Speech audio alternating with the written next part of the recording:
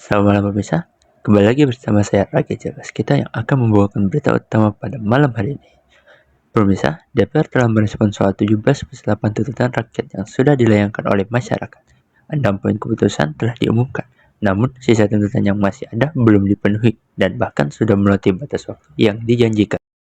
Dewan Perwakilan Rakyat atau DPR telah merespon soal tuntutan 17+8 tuntutan rakyat yang disuarakan oleh berbagai golongan masyarakat. Mereka telah mengambil keputusan konkret mengenai tuntutan tersebut.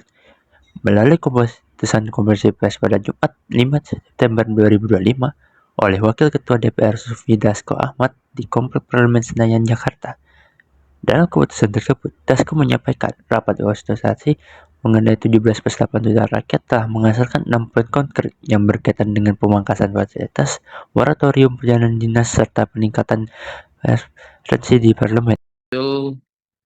Keputusan rapat konsultasi pimpinan DPR dengan pimpinan fraksi-fraksi DPR RI yang dilaksanakan kemarin pada hari Kamis tanggal 4 September 2025. 6 poin keputusan tersebut antara lain: 1. DPR RI menyepakati menghentikan pemberian tunjangan perumahan anggota DPR RI terhitung sejak tanggal 31 Agustus 2025.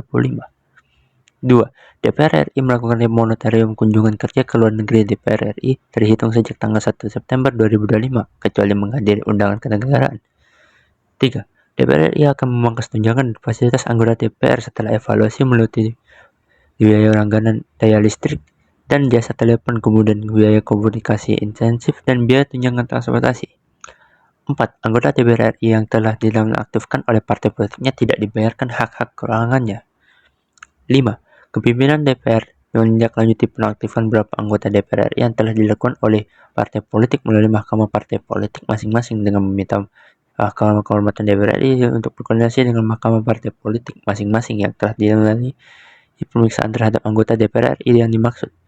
6. DPR RI akan memperkuat transparansi dan partisipasi publik yang bermakna dalam proses legalisasi dan kebijakan lain-lainnya.